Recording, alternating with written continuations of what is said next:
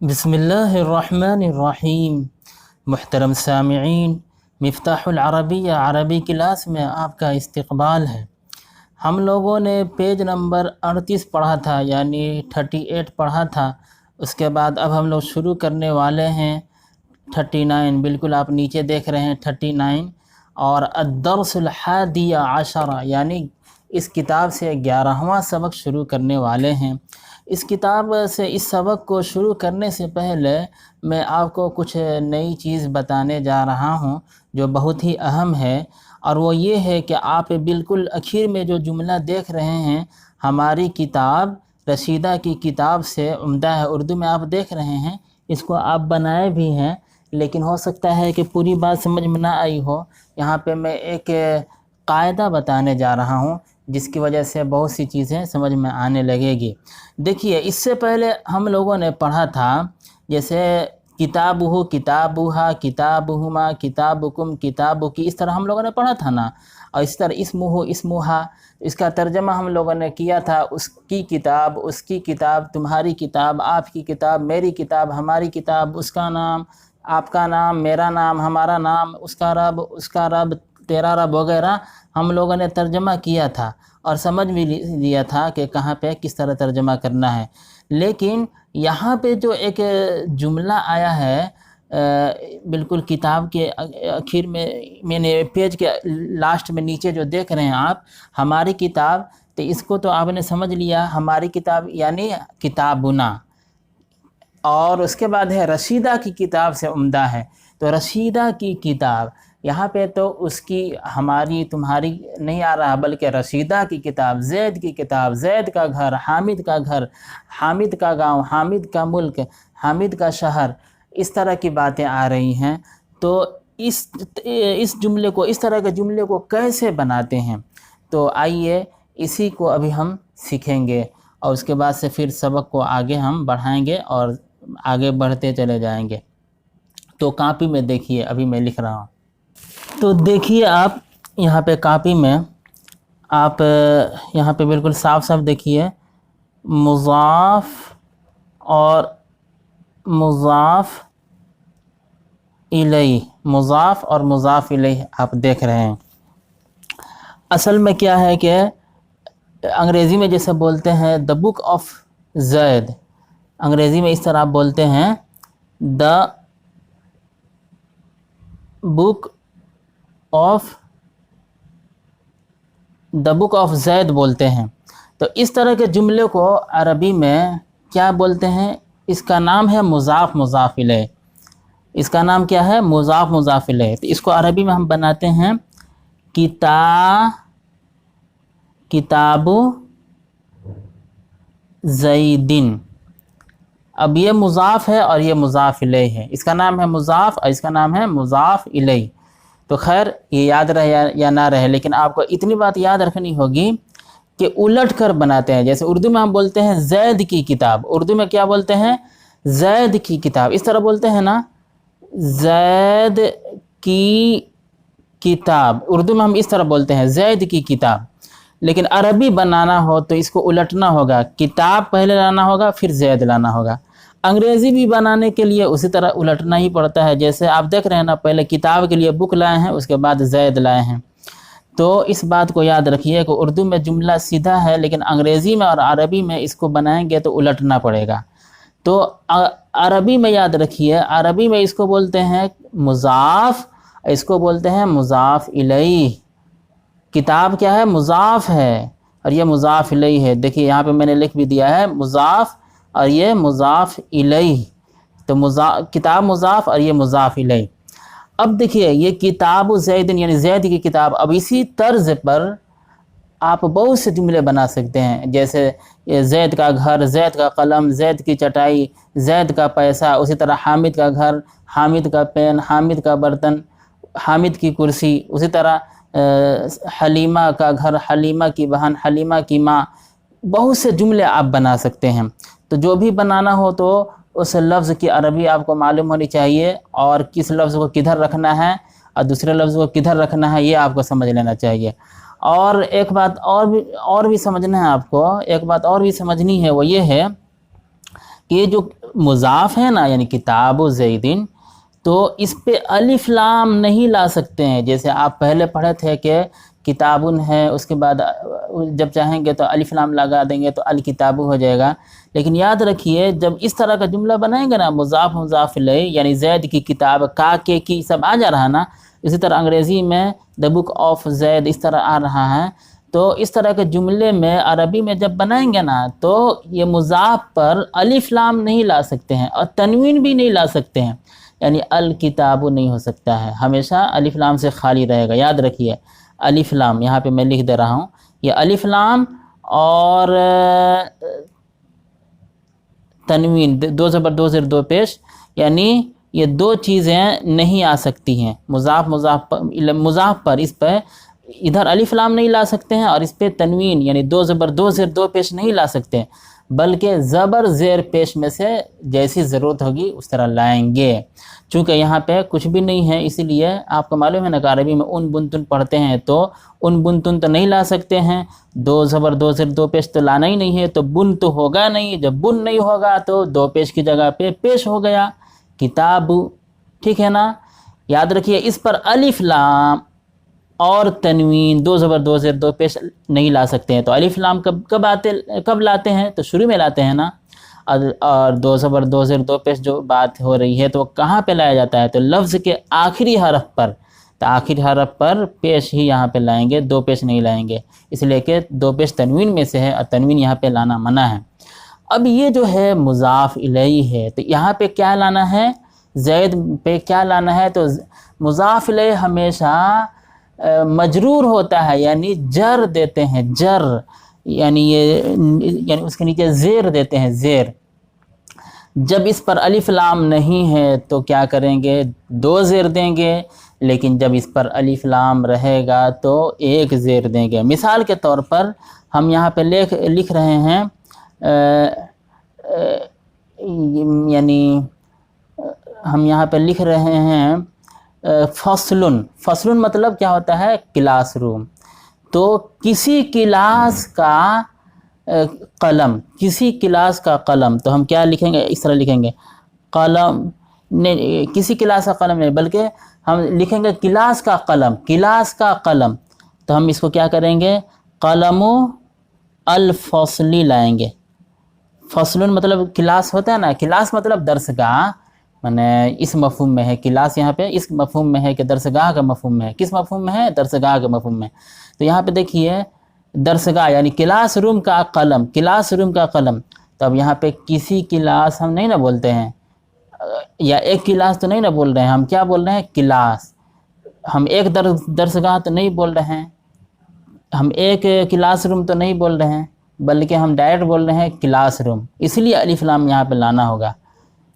آپ کو معلوم ہے نا کہ الف لام اس پر لانا منع ہے، اس پر یعنی یہ مضاف ہے، قلم مضاف ہے تو اس پر الف لام نہیں لا سکتے ہیں، اس پہ تنوین نہیں لا سکتے ہیں، لیکن اس پہ تو لا سکتے ہیں، یہ مضاف الیہ پر لا سکتے ہیں. اور مضاف الیہ کا قاعدہ کیا ہے؟ تو اس کا قاعدہ یہ ہے کہ اس کے نیچے زیر دیتے ہیں. یہ جو ہم یہاں پہ لکھ کر بتائے تھے تو اس کو آپ نے دھیان میں رکھ لیا ہے. یہ مضاف الیہ کا بھی ہم قاعدہ یہاں پہ بتا دے رہے ہیں کہ زیر اگر الف لام ہے اس پہ تو دو زیر، اور الف لام نہیں ہے تو ایک زیر. تو یہاں پہ الف لام ہے تو اس لیے ایک زیر لائیں گے. قلم الفصلی، قلم الفصلی یعنی کلاس روم کا قلم. تو اس بات کو اچھی طرح سمجھ لیجئے کہ مضاف الیہ کو زیر دیتے ہیں، اگر الف لام ہے تو ایک زیر، الف لام نہیں ہے تو دو زیر. چونکہ زید نام ہے تو اس پہ الف لام لگانے کی کوئی ضرورت ہے ہی نہیں. اور یہاں پہ ہم کو جملہ بنانا ہے کلاس روم کا قلم، تو اسی لیے ہم کو کلاس روم کے لیے فصل نہیں لانا ہے بلکہ الفصل لانا ہے. تو قلم الفصلی ہو جائے گا، قلم الفصلی. اب ایک سوال پیدا ہوگا کہ کسی کلاس روم کا قلم، اس کے لیے کیا بنائیں گے؟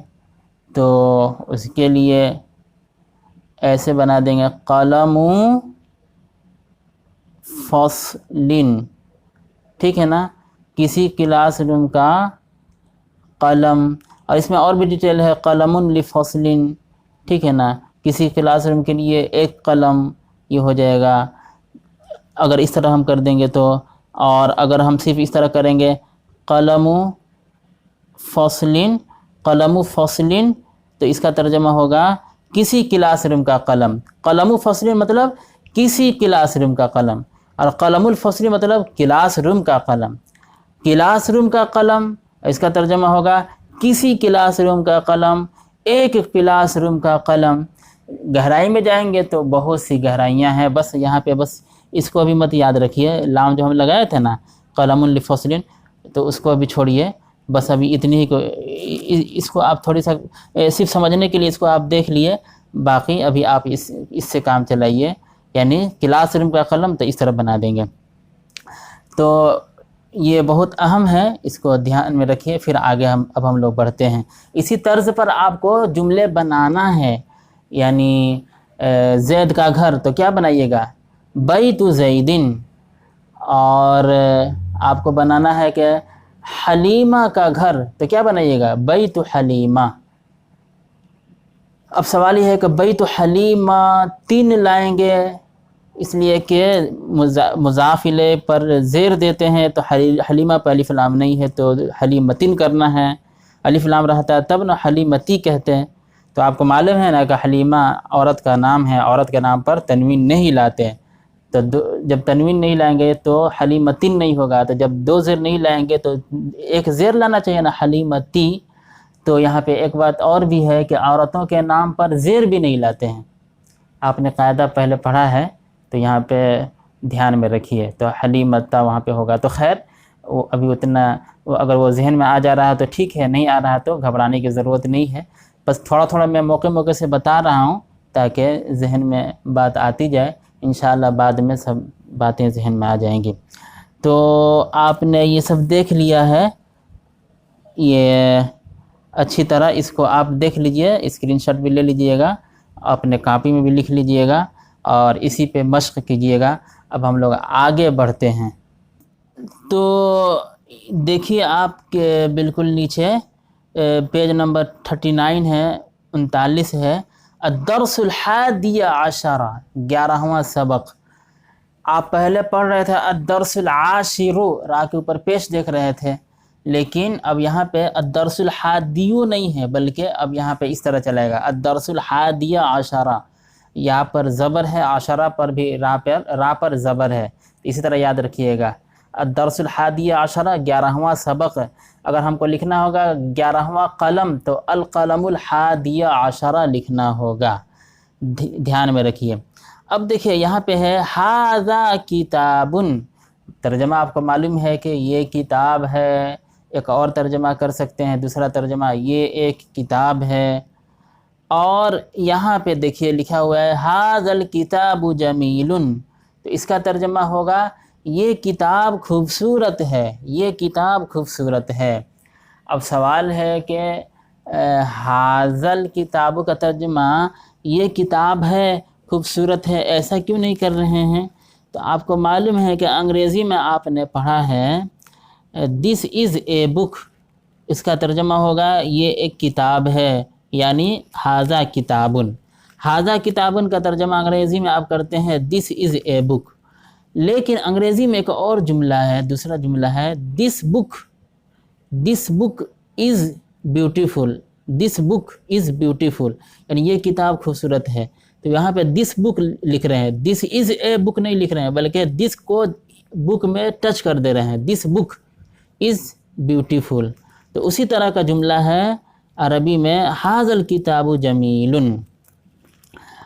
اس کو پھر اچھی طرح سمجھا دے رہا ہوں کہ ھذا کتابن، تو ھذا مطلب یہ، کتابن مطلب کتاب ہے، یہ کتاب ہے، لیکن ھذا الکتاب اگر کر دیں گے یعنی ھذا کے بعد کتاب پر الف لام لگا دیں گے تو یہ ٹچ ہو جائے گا۔ جیسے انگریزی میں دس کو اگر بک کے ساتھ ٹچ کرتے ہیں تو ٹچ کر دینا، دس بک فوراً ٹچ کر دیں تو انگریزی میں تو ٹچ ہو گیا، عربی میں ٹچ کرنے کے لیے الف لام لگا دیں گے، دس بک یعنی ھذا الکتاب، دس بک مطلب ھذا الکتاب، دس بک یعنی یہ کتاب، دس بک مطلب یہ کتاب، دس بک مطلب یہ کتاب، تو عربی میں بولیں گے ھذا الکتاب، یہ کتاب، ھذا الکتاب، یہ کتاب۔ ذالک الکتاب مطلب وہ کتاب، ذالک الکتاب مطلب وہ کتاب، ذالک کتاب مطلب وہ کتاب ہے، لیکن الف لام لگا دیں گے تو کیا ہو جائے گا؟ ذالک الکتاب وہ کتاب، ذالک الکتاب لا ریب فیہ، الف لام میم جو آپ پڑھتے ہیں، الف لام میم ذالک الکتاب لا ریب فیہ، تو ذالک الکتاب دیکھ لیے نا، تو ترجمہ ہوگا، لفظی ترجمہ وہ کتاب۔ اب قرآن شریف میں وہاں پہ کیسے ترجمہ کریں گے وہ اس میں گہرائی ہے، جب جائیے گا تو پتہ چلے گا۔ ابھی آپ یہاں پہ کتاب میں سمجھیے، بالکل نیچے دیکھیے، نیچے جو جملہ ہے ھذا الکتاب، اس کا ترجمہ ہوگا یہ کتاب، اس کے بعد جمیل خوبصورت ہے، اس کے بعد ہے فی ھذا الکتاب، تو آپ یاد رکھیے کہ ھذا الکتاب مطلب یہ کتاب اور اس کتاب، جیسے انگریزی میں بولتے ہیں نا ان دس بک، ان دس بک مطلب اس کتاب میں، تو انگریزی میں جب بولتے ہیں دس بک، اس کا ترجمہ ہوتا ہے یہ کتاب، اور دوسرا ترجمہ ہوتا ہے اس کتاب۔ اسی طرح انگریزی میں بولتے ہیں دیٹ بک مطلب وہ کتاب، اور دوسرا ترجمہ کرتے ہیں اس کتاب۔ جیسے انگریزی میں آپ کہتے ہیں ان دس بک مطلب اس کتاب میں، اور انگریزی میں آپ بولتے ہیں ان دیٹ بک یعنی اس کتاب میں، تو عربی میں بھی اسی طرح بولتے ہیں ھذا الکتاب مطلب یہ کتاب، اس کتاب، فی ھذا الکتاب مطلب اس کتاب میں۔ اب یہاں پہ یہ کتاب میں ایسا نہیں ہوگا نا، اردو میں اچھا نہیں لگ رہا، اردو میں کیا بولتے ہیں اس کتاب میں، فی ھذا الکتاب یعنی اس کتاب میں۔ درس سہل، درس سہل مطلب درس مطلب سبق، سہل مطلب آسان، تو آسان سبق ہے۔ اب یہاں پہ دیکھیے درسن مطلب مذکر ہے نا، درسن مذکر ہے اور واحد ہے، اسی لیے سہل بھی مذکر لائے ہیں اور واحد لائے ہیں۔ درسن سہل مطلب آسان سبق، الٹا ترجمہ کر رہے ہیں، سبق آسان ہے نہیں کر رہے ہیں بلکہ آسان سبق۔ انگریزی میں بولتے ہیں ایزی بک، ایزی لیسن، آسان سبق، لیکن عربی میں یہاں پہ الٹ رہے ہیں، انگریزی میں سیدھا بولتے ہیں ان دس بک ایزی لیسن، لیکن عربی میں ان دس بک یعنی فی ھذا الکتاب درسن سہلن، سہلن درسن نہیں بول رہے ہیں بلکہ درسن سہلن بول رہے ہیں، تو آسان سبق، اچھا سبق، نیا سبق، پرانا سبق، اس طرح کے جو جملے آتے ہیں اس کو موصوف صفت بولتے ہیں، ایڈجیکٹیو والا جملہ بولتے ہیں، اس میں خوبی بیان کر رہی ہے، خوبی یا خامی، عیب یا خوبی بیان کرتے ہیں، تو اس میں الٹ کر بناتے ہیں۔